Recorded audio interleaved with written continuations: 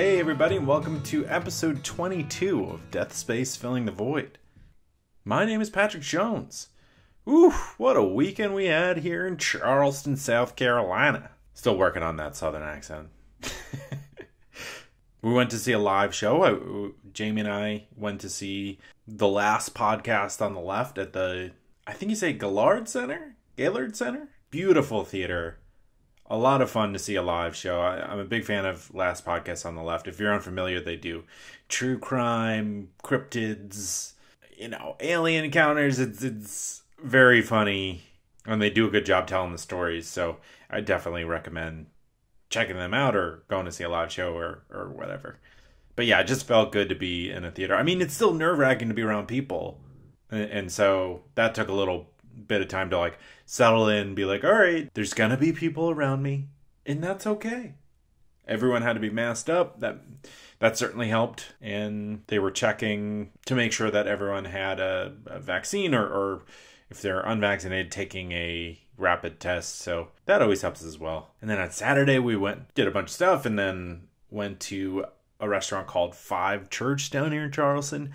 My goodness, ladies and gentlemen, swordfish confit, the roasted squash, oysters, even the fingerling potatoes would make you want to write a letter.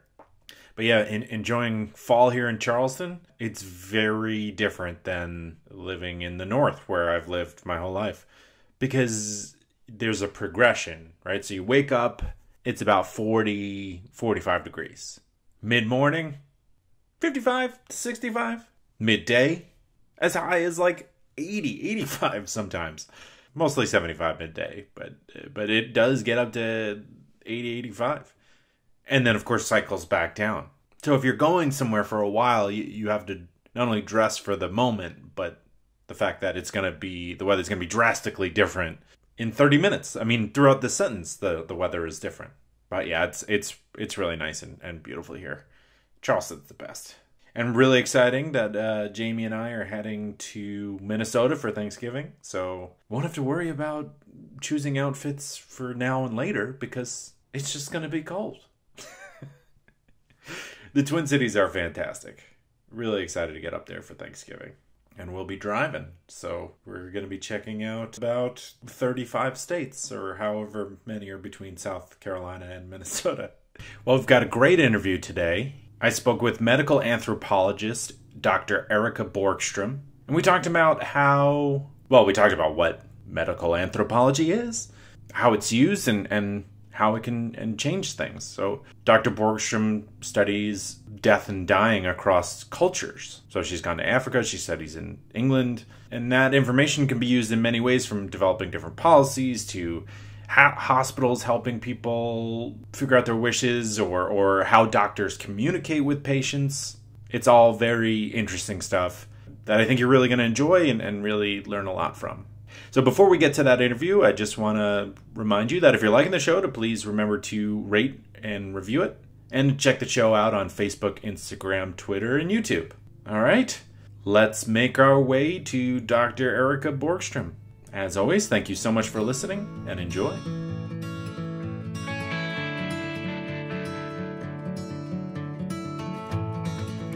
Joining me on the podcast, I have senior lecturer at Open University, Dr. Erica Borgstrom. Erica, thank you so much for coming on.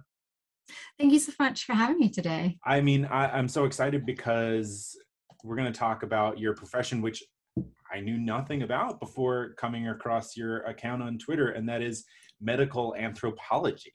Yeah, so I call myself a medical anthropologist, and my job at the Open University is as a medical anthropologist who researches end-of-life care. Okay. So I originally trained as an anthropologist. For those unfamiliar with anthropology, anthropologists broadly understood look to research people and cultures across time and space. And within the discipline of anthropology, there's sort of sub-disciplines: biological anthropology, so understanding human bodies, human evolution, other primates; cultural anthropology, understanding different cultures. There's also archaeology and linguistics, depending on how you define anthropology. And then there's medical anthropology, which is what I've specialized in, where we're really trying to understand how health, well-being, illness, and in my case, end-of-life care and death, are shaped by social and cultural factors, and how that might differ across different places and like be comparative, and if there's anything sort of universal in all of that. My goodness, I feel like we could do, I mean, this is a podcast about death and dying, and you're studying cultures and how end of life care is affected by culture. So I feel like we could do 40 episodes because, you know, there's a lot of people. And if you go back to the past, so I mean, my heart rate just jumped up. I just got so excited because I feel like there's so much that we can talk about. So getting started into the field, what made you want to specialize in the medical aspect of anthropology, or maybe just how you got into anthropology? Yeah, so okay, well, I'll start with how I got into anthropology, which is a little bit of a funny story. So, as a lot of teenagers are, I didn't know what I wanted to study. I was sort of going, oh, I want to go to university because I don't know if I want a job yet, kind of thing. Sure. And at the time, my parents had subscribed me to these like teenager magazines that would come in the post. Younger listeners now will think, what would you get a magazine in the post? That's a strange thing. But anyway, in those magazines at the time, it had sort of like quizzes about what you could do for the future. And it just so happened one quiz that I did came up with anthropology, which I thought was quite a forward-thinking answer for a quiz for a 16-year-old to come across. And I didn't really know what it was at the time, so I spent a little time looking into it, and I thought it was quite cool. It struck me at the time as a teenager as a subject that would perhaps open up my eyes and give me job opportunities that would allow me to travel. So I was really intrigued by that. Good thinking, yeah. Yeah, and at the time I was an expat or an immigrant living in a different country. So I quite liked that idea of, I already had some experience of living in a culture different to my own, but being able to do that as a profession sounded quite cool. So I went off to university in the UK, which was in a third country for me, to study anthropology. And I specifically chose a university that exposed me to the different disciplines of anthropology, so I could have that sort of variety and then have some time to think about what kind of anthropology I really wanted to do before I specialized further. And I just really enjoyed the medical anthropology lectures and seminars that I had. I had never really thought up until that point about actually how different people's experiences of an illness could be across different places, because disease always seems so singular in how it was talked about. You know, there's, heart disease is heart disease, regardless of where you're at. And actually, medical anthropologists show you that that's not the case. Even within one country, there are many different experiences of heart disease based on people's ethnic background, socioeconomic status, religious beliefs, all of those things. So for me, I just thought it was really fascinating. Also at the time, again, trying perhaps being a little bit strategic about future career, of going, well, there's probably careers in medical anthropology because governments are often looking at how they can improve their policy and improvement and their healthcare systems, and thinking about socioeconomic inequalities in health really interests me. But I also had a long-standing interest in how people made sense of death and dying as a way of then making sense of how they make sense of life. Like, how do they value life based on how they talk about death and dying? So when I came to do my master's, I actually did some research on infanticide in parts of northern Ghana. And they were linked to different beliefs around spirits and whether or not these children were bad spirits or perhaps coming to harm local community. But there was also some other types of literature discussing that these infanticides may have come from more of like an evolutionary perspective around being able to sustain life in societies where economic and food resources might be quite precarious. And if there's certain individuals born with health conditions that might be more difficult to survive in those conditions, what they're like. So there was different dynamics at play when doing that research on infanticide that just kind of blew my mind. Actually, this concept of death actually has many different explanations to figure out. And so, yeah, so it really kind of drove me into that area of exploring it further. I did make a decision strategically, though, that I didn't want to do a PhD on infanticide. At the time, I was a young woman looking to have children myself, and I didn't really want to be pregnant doing field work on a topic that dealt with the issues of young children dying. So I ended up looking at the other end of the life scale and looking at end of life care later in life. That's beautiful. You know, it's so funny hearing you like take a quiz that like ended up with your career. I feel like I ended up taking those, and maybe it's just like the difference of like growing up in the US. The results I kept getting were like rancher, Marine, Army. It was just like, get a gun, you're in the US, go do something like that. But that's beautiful that you found your calling. Well, I really hope that, that there's some editor at that magazine knew that they could do something for someone's future by throwing in something more a bit left field, perhaps. But Hmm. I will say any of the career tests that I did at school said I should have become a banker or an accountant.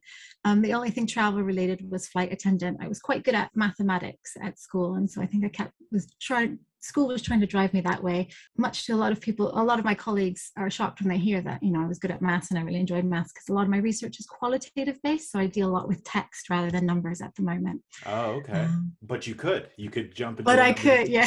Yeah.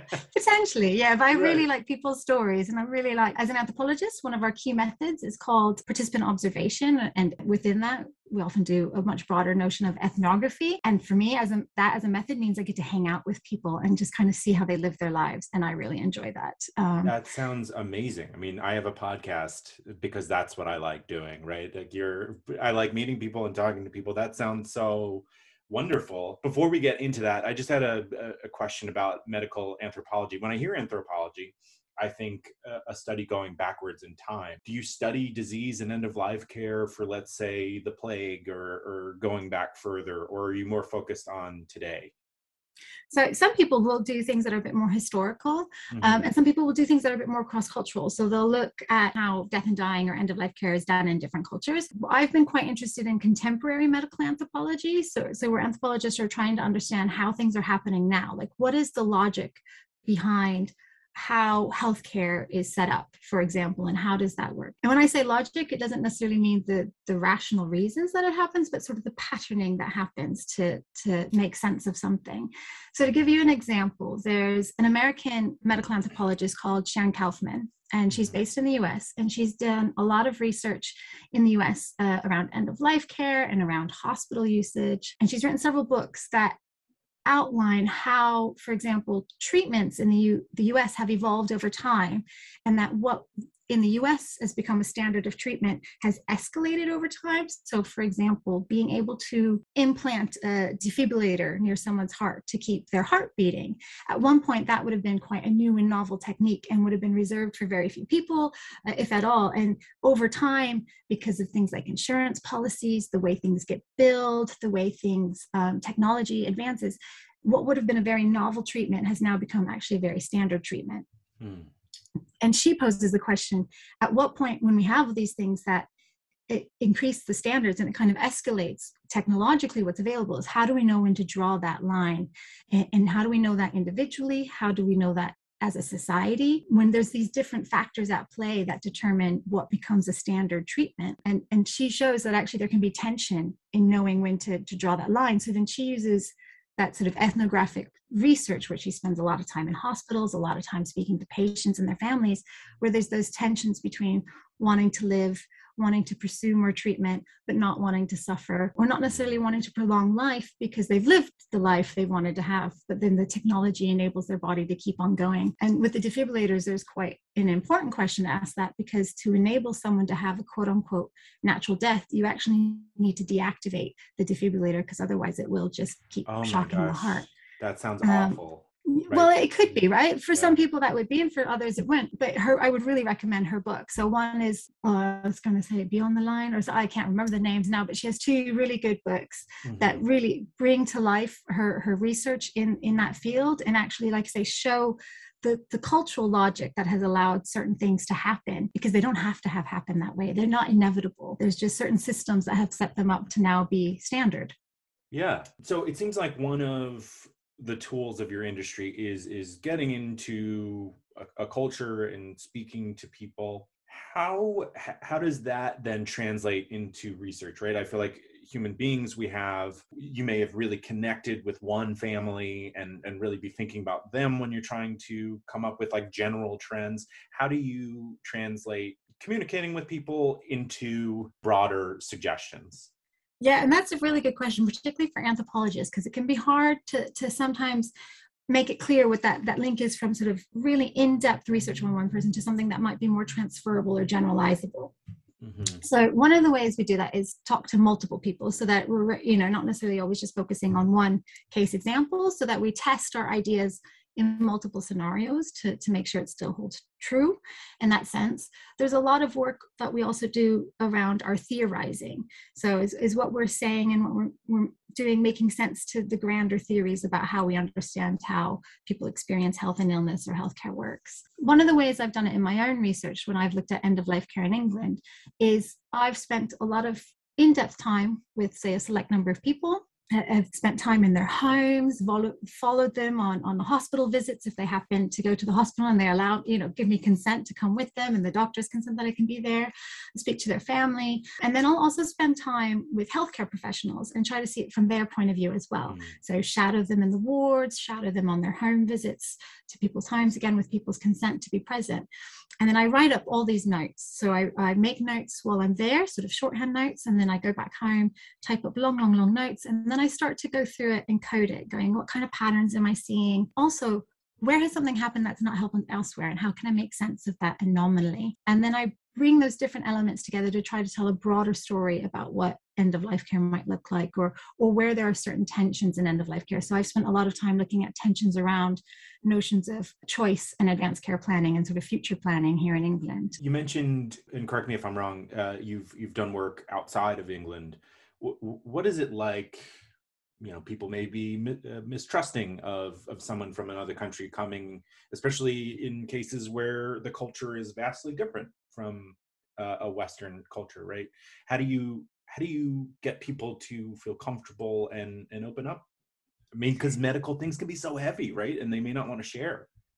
Yeah, that's such a good point. And it's not just medical things can be so heavy. There's so much about people's lives that they might not want to share with a stranger, and let alone someone who they view as very different from themselves. So when we train as anthropologists, there's a word that comes up a lot in our training, which is rapport, and building rapport with people. So there's different techniques for that. And some of them are actually really cultural based. So you kind of have to understand the cultural etiquette of the place you're going to help build that rapport. You don't really want to make social faux pas because that won't necessarily help your case.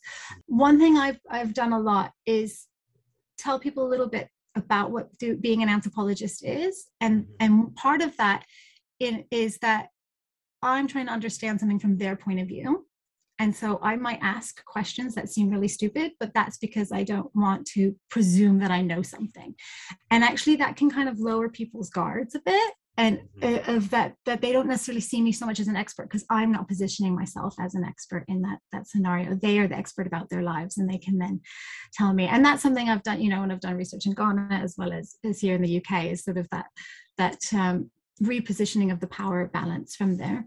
It's also really important to tell people sort of what's going to happen with the information that they tell me, particularly if there's mistrusts around medical systems, or if there's any concern that there might be legal ramifications about what they tell me. So things about how data is going to be stored, who's going to know it, if I even record their name, that kind of thing. So that sort of helps build trust. And sometimes actually it just takes a lot of time to get people to open up. And so sometimes it might be visiting them again and again over a period of time. A lot of anthropologists would historically and traditionally, and even now, do field work for a long length of period of time. When I say that, it could be like 12 months being in a place to sort of gather that information, to really build those relationships with people, and actually to see how life is in their sort of full calendar year, because we know also seasons can affect how things happen and that kind of thing.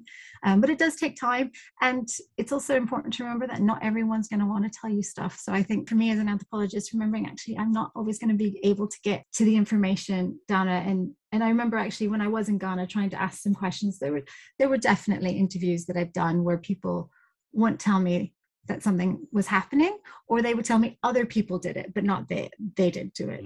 Asking and for it was a a bit friend. yeah. Sort of like going, okay, and just making them not going, okay, and trying to go and be reflexive about my work, going, okay, what could I do to maybe improve that rapport, or why might they be telling it to me that way, and just making those notes in my field record as well. So I sort of have a transparent record for myself about what's been going on and how that might influence the data I'm collecting. Yeah. That sounds great. So is the goal of, so you have your notes, you're looking for broader trends. Is the goal to then pitch that to a government to put in policy? What happens when you've identified these trends? Where does it go from there? Yeah, that's a really good question. So I think it depends a little bit on what the anthropologist wants to get out of it, and kind of what the study's been set up to do. So sometimes the studies are much more theoretically oriented, and they might not have sort of practical so what implications, but they might just be like, whoa, actually, maybe we need to rethink a little bit how we presume these things happen, right? So a lot of anthropologists take things that might be taken for granted and flip them on their head when they've really studied them in depth, and go like, oh, actually, this is how people are experiencing things. In my work, it's been a mixture of doing that. And I often say I hold up a mirror to sort of policymakers and healthcare professionals to sort of reflect to them what they're doing or how they're saying things and the impact that they're having, but not necessarily tell them how to do it differently. Because again, I'm not presuming that I'm an expert in knowing their jobs, but I can tell them like, oh, this is perhaps the unintended consequence of you taking this policy initiative, and this is how it's playing out in people's lives. For example, when I've researched advanced care planning here in the UK, at the time I was doing some field work, they had this document called the Preferred Priorities of Care document, and they wanted people to fill it in to sort of say, you know, what type of care they wanted and where they wanted to be cared for and where they wanted to die. And policymakers thought it was really great because people should have choice about those things. Like that was the rhetoric, right? People should have choice. And that kind of choice, individual rhetoric is not necessarily apparent everywhere in the UK, but is becoming bigger in healthcare settings. Healthcare professionals quite liked the idea of this document because if they knew where someone wanted to be cared and died, it could help them manage the system. They could organize different equipment to be sent, for example, in someone's home and that kind of thing. So they liked the idea of these documents being filled in. But when I spoke to people and when I watched what they did with the documents, not many of them were filling them in. Like they just would let them sit. I mean, I spent 4 hours one day with a woman trying to find where she put the document in her home office, only to find it not filled in. And, you know, then I started talking to people like, why aren't you filling it in? And there's things about, you know, how the questions were phrased, but it was also things like, well, the document was glossy and it made it really hard to write in pencil, which then made it harder to change because if they wrote it in pen, it felt too permanent. So even things like that. So then going back to the healthcare professionals and going, oh, you know, you could give non-glossy versions and it might, or like an internet-based. Yeah, or there's different ways. Or going back to the government going, oh, people aren't thinking about their lives in these ways. You might want to do it slightly differently, but not necessarily telling them, oh, this is going to change it this way. This is going to work, because I don't have that kind of information, but I can at least show them, oh, this is the real way, the real life ways. And it's usually a multiple of ways that things are happening. And you might want to reflect those in your policy and practice, in addition to the ideal ways that you're envisioning. That makes so much sense. Just policies have the best intentions, and not that anyone's doing anything wrong, but like the real life implication may not be apparent until they have research like that to peruse, I guess. Yeah, and it is hard because policy is often a combination between vision and practicalities, right? And they're having to bear in mind how to operationalize things, and they're trying something out often when they're writing policies. It doesn't necessarily mean they know what's going to work best going forward. They're trying something out, but it's useful to be able to go and go, oh, but this is what has happened now that you've tried this out. It's going to put a little tweak to it. Yeah Exactly. Well, let's talk about your research. Feel free to talk about something that you're proud of working on in the past, or what you're working on now, whatever excites you. Yeah, okay. So I've done a few things. So I've probably been doing research on palliative and end-of-life care for over a decade now here in the UK, starting from just before my PhD, when I looked at how medical students reflected on meeting patients who were receiving palliative care. And that was really fascinating. So I read essays that medical students in Cambridge had written about what it was like to meet patients. And what really struck me in what they were writing, and I've written 2 papers on it, is one, they had internal conflicts about how they should respond to patients who were dying and expressing grief, and particularly anticipatory grief around their death, and how much emotion they should display, and how professional they had to be. And there was this tension around, needing to be this authority figure and needing to be someone who was relatable. So we wrote that up because that's quite an interesting thing for us to think about in terms of how we're training future doctors to relate to death and dying. And acknowledging actually that already they're identifying it's going to be hard for them because they don't know how to act in that space. So actually that's a space for us to maybe intervene and encourage certain skill development and certain ways of viewing empathy and that kind of thing. The other thing I found really interesting in reading their accounts was they often presumed if a patient wasn't doing something like writing an advanced care plan document, that they were in denial about their death, their impending death, and that it was the doctor's job to get them past that denial. So they had a very in a way, Kubler-esque model of how dying should go, and that people had to be pushed past that denial stage.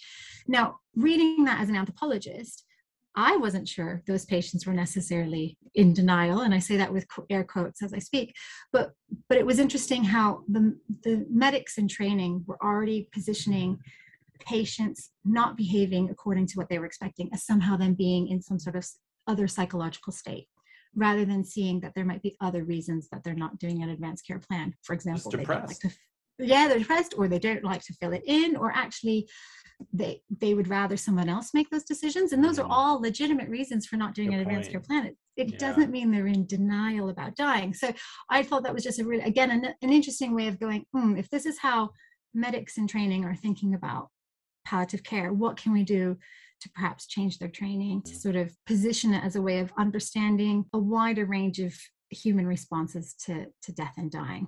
That's very interesting. Do you happen to have the other side of that, where people who are dying, what they would want? I mean, because it is definitely a cross section of oh, go ahead. I don't want to. Yeah, there is a cross. So, and that's some of my other work, when I have then spent a lot of time with people who were supposed to be in their last year of life. And like, this is where I've done a lot for my PhD. I literally hung out with these people who were supposed to be in their last year of life to kind of see, what is it like to be in your last year of life? And from there, it's again, quite a variety of things that people want. Some of them really want doctors who are upfront and tell them straight, like, this is your prognosis, this is how it's going to go, this is how you can plan for it.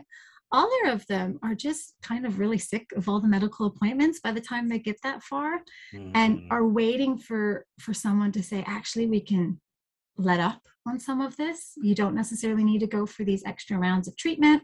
Some are in a position where they don't want to necessarily have to make decisions about their own lives. Particularly, I've had some people that I've spent a lot of time with who, and this is not an overgeneralization, I don't want to make it that, but perhaps maybe older than some of my other participants, and have just said, well, we've made lots of decisions in our lives. Making this decision isn't so important for us, but it might be important, say, for our children. Sure. And so maybe they should be the ones to make that decision.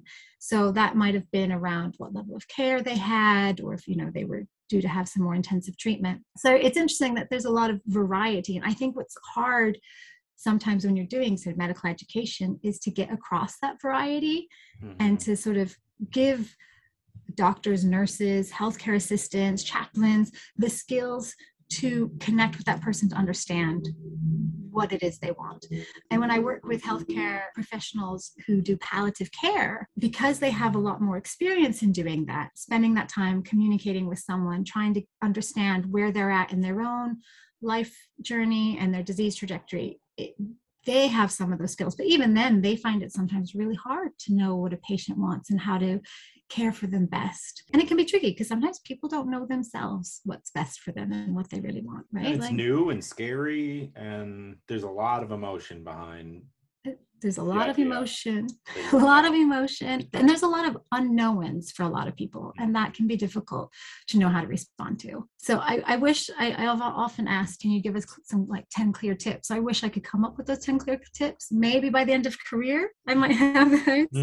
But the top one is just recognizing that there's variety out there, and really making sure that we're equipping the people in our care systems to respect and manage that variety. Yeah, you got to be a little bit on your toes, and being able to, someone may, like you were describing, someone may want to chat about it all the way till the sun comes up, versus someone who may just be really closed off.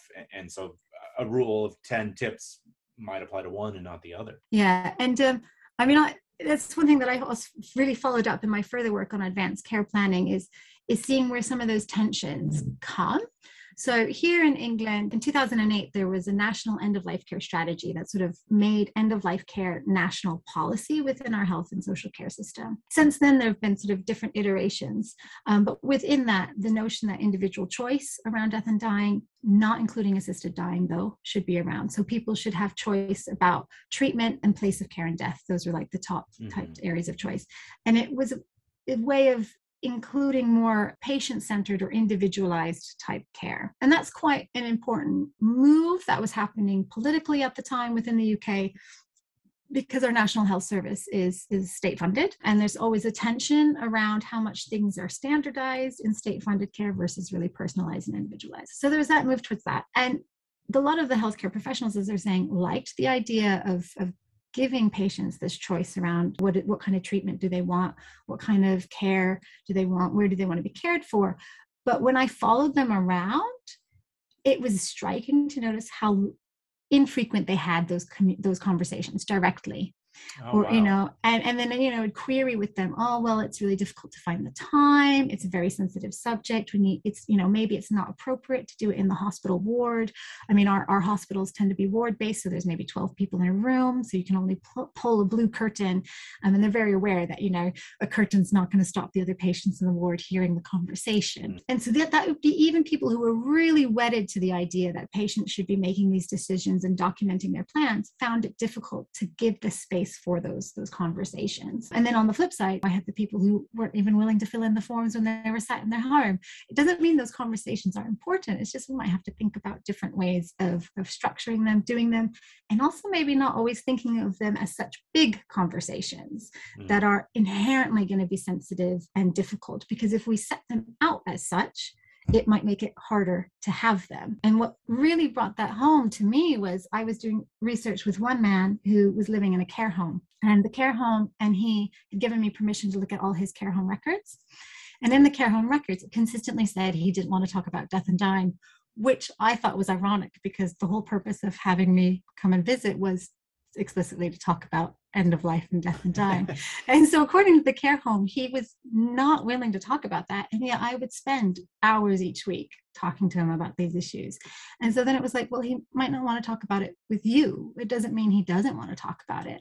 And with me, the conversations interwoven along with a conversation about his past, drinking a cup of tea together, rather than me sitting down going, so where do you want to die? So I think there's just different ways of doing those things. That's a great point. You have a very inviting presence, as opposed to someone just like sliding a form across a desk, being like, we need you to fill this out now. It's much more inviting when there's someone you're chatting about your life and reliving things. I'm sure that's extremely emotional, but also feels good.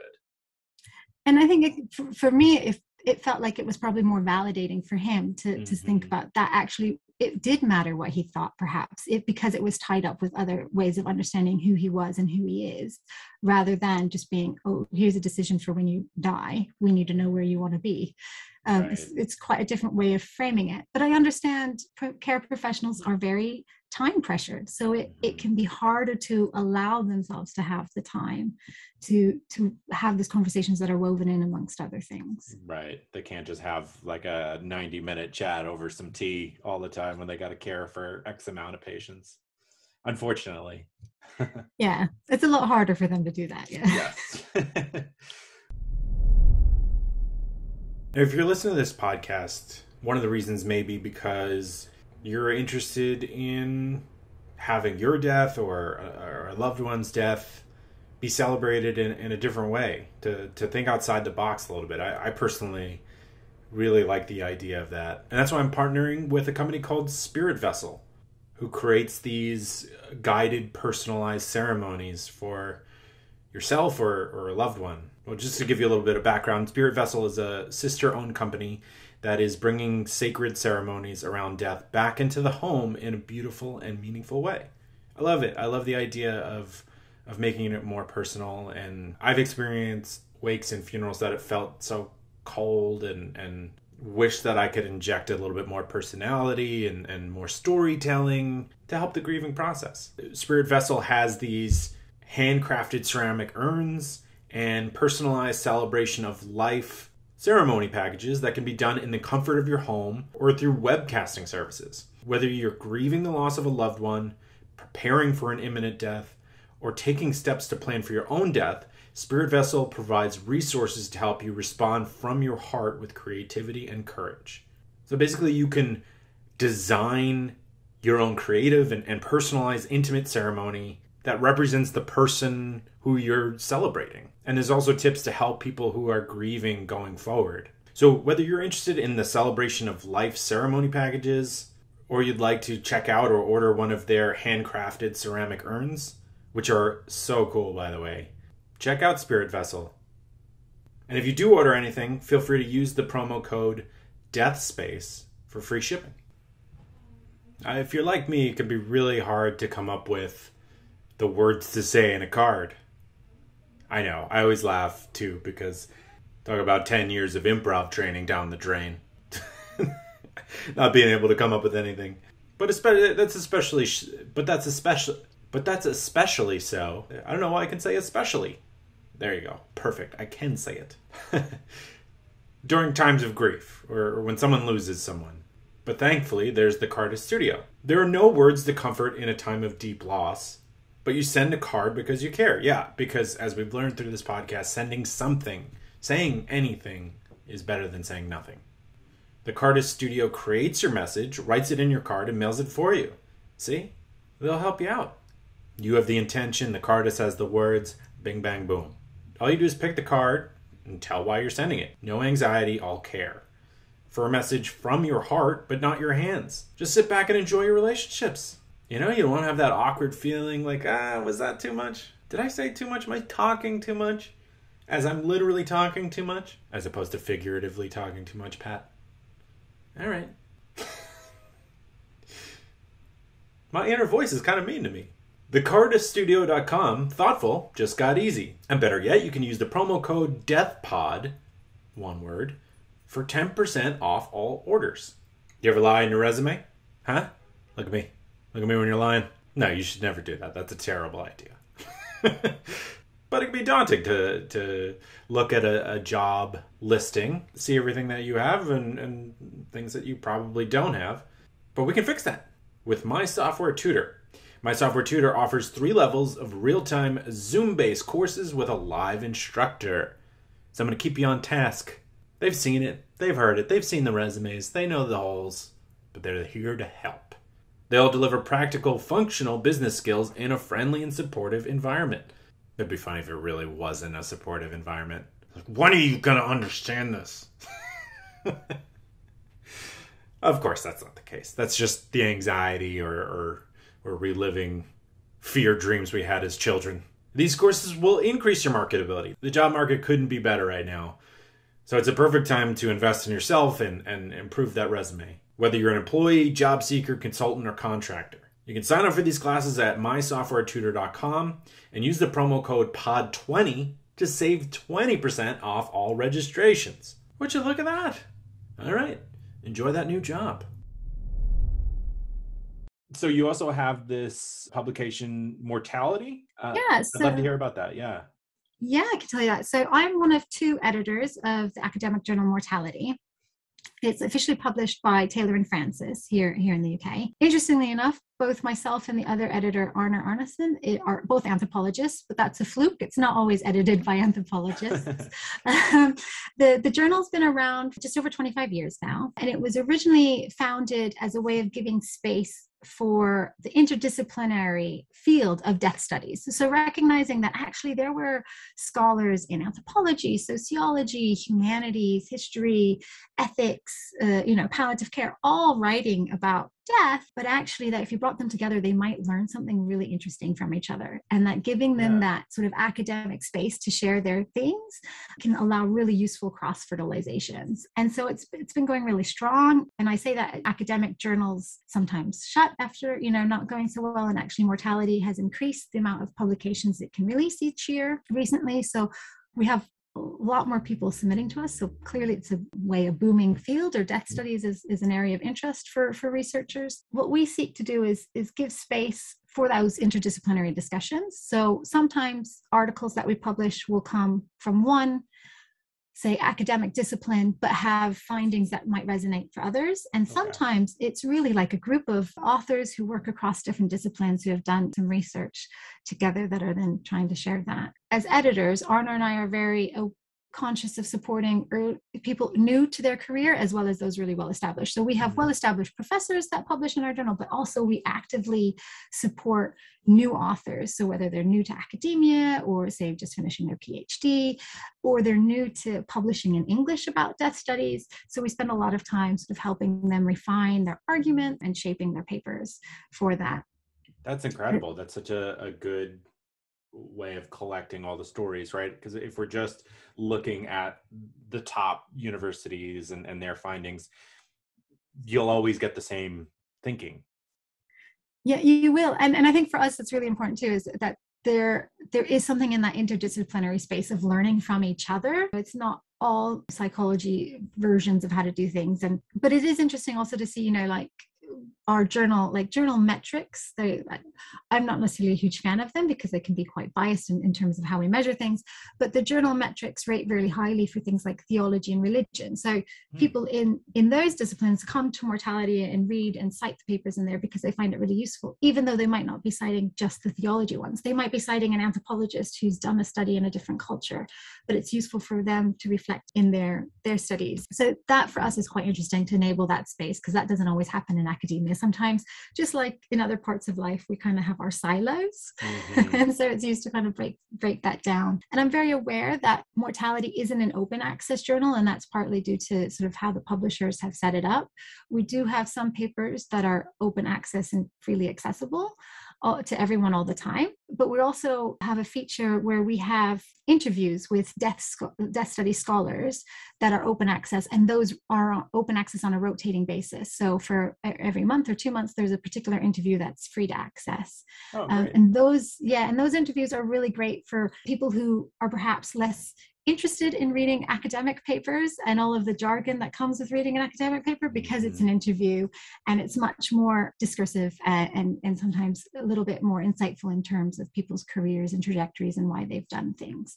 So we've made those open access because they're a little bit more accessible. Exactly, like the gentleman that you were describing having a cup of tea. It's like breaking down these thought or heady studies into just a chat, which is Well, is there something, I know people don't have full access to the trade journal, but is there, or trade journal, scientific journal, is there something that has struck you, some research or a particular article that made you go, wow? Yeah. Oh, that's really hard, because I have to then remember what's been accepted for publication. What can I talk about that's already been out? It's okay. You don't have I will say there's one that's coming up it's scheduled to be published in 2022, and it's a special issue that we commissioned as editors on pandemics. So we commissioned this really early on in the start of the COVID pandemic. But what we specified in our commission is that we just didn't want it to be about COVID-19, because we knew death scholars had been studying death and dying for a long, long time. And actually, we had a lot to learn from previous epidemics and pandemics. And bringing those into conversations with what's been happening with COVID could be quite interesting. So I'm quite excited about that coming out. So that will be next year. The other thing I'm quite excited about is we've had some of those interviews with scholars. And for me, I find those quite interesting too, as an academic, is to see how other people's careers have gone and what sort of influenced their careers. And it's always interesting to read, when people's life experiences have influenced it. And you don't always necessarily hear about that in academia. And sometimes that reveals a gem. And it just, for me at least, it just reminds me that life is incredibly varied, but also that our work lives and our personal lives aren't always so starkly separated as we like to pretend at times. And that sort of enmeshing of life and what makes life meaningful for these death scholars is fascinating for me, because I'm always interested about how things are meaningful in life for people through the lens of death. I feel the same way. It's very interesting to me. How has your research it segues perfectly into, you research end-of-life care across cultures. How has that research affected your life? Yeah, good question. So I will say at times it's been very frustrating. So there were times, so I have very vivid memories of actually when I just started researching the palliative and end of life care stuff in the UK and the things with medical students, and I had been doing a lot of readings around rituals about death and dying. My maternal grandmother died, and I flew back to the States for her funeral. And I remember sitting in the church going, why can't I just pay attention to the service as her granddaughter rather than be the anthropologist going, oh, the priest has done this, or oh, so-and-so has done this. I was so attuned to paying attention to details for the purpose of noting them and observing them and making sense of them that I felt that was getting in the way of me necessarily feeling it as a granddaughter. Okay. So that's been a bit frustrating at times because it feels like it's at conflict, like there's two different sides of me. At other times I reflect on that and I go, well, actually that's part of my own meaning making. I pay attention to those details as a way of making sense of what's happening around me. And I probably did that even before my anthropological training, and it's just why I found it as a nice fit as a job. So there's fits and roundabouts. The other way my research has affected me is when I was doing my PhD, just as I was sort of finishing up my field work, my paternal grandmother became really ill. And it turned out that she had cancer, and she was choosing, and I say choosing again quite lightly there, not to have further treatment. Actually, she asked her cardiologist to say that further treatment would not be good for her heart, and therefore she could tell the oncologist that she wasn't having further treatment. So she was very strategic in how she did that. I love that. Yeah, she was this very genteel woman and just was like too polite to say no to a doctor. So therefore she needed the other doctor to say it. And she supposedly loved the idea that I might come and study her, but I felt like I couldn't study her. But I did take some time off to care for her and spend a lot of time, kind of like I did with my research participants, just hanging out in her house. I drove her to see her friends and drink milkshakes and eat pie, because that was pretty much all she wanted at the time.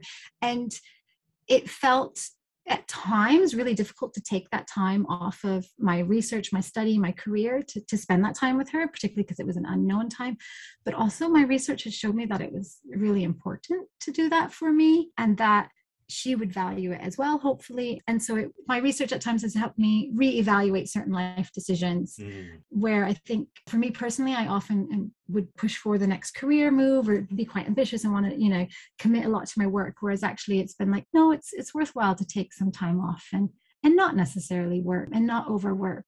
And that can be really hard in academia, where people joke that it's like a 60-hour-a-week minimum job. And actually I've tried not to do that at all, because there's so much more in life. Yeah, so it's taught me to do that way. Smell the roses. And smell the roses, do stuff. Well, yeah, have downtime, spend the time with people that matter to you. And as someone who lives far away from some of my family members, that can be particularly important because it takes more of an effort to make that time for people. It's not like I can just nip down and go have dinner with them. Like, I need to physically take time off work for that. And I think the other way it's really changed some of the ways I live is, and it maybe changed the way other people around me live, is they know I'm not afraid to talk about death and dying. So I am the friend, if someone has something come up, that they will drop the message and say, can we talk, or can you listen? And at times that can be really difficult, but at other times I think it's quite a privilege to be the one that just kind of holds space for people.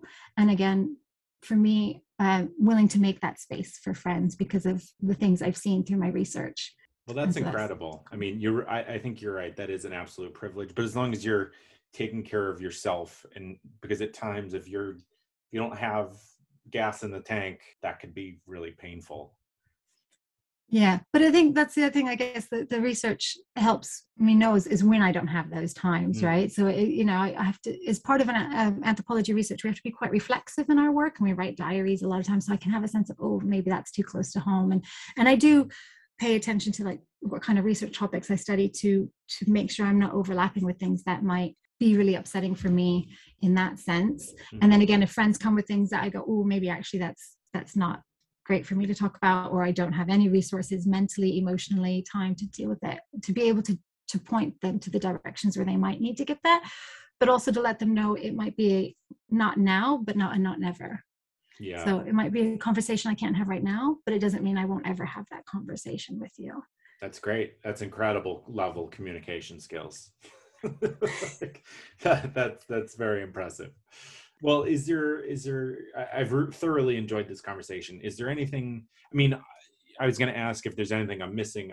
I'm missing oceans worth of stuff here, but before doing another episode, is there anything I'm missing right now about your work, mortality? Yeah, I guess the other thing if as a way of a plug, maybe we'll put it that way, is Sure. some of the work I've done at the Open University. We have a platform called Open Learn, which is our free educational platform. So about 25% of the education we produce as a university is offered for free. And on Open Learn, I have quite a few either articles or videos that people can watch. But the one that I quite like that's come out of my ethnographic research, and really where I've used the information about what people are confused about, where the tensions come about in terms of care planning and decision making, are featured in what's called life or death decisions. And it's an interactive.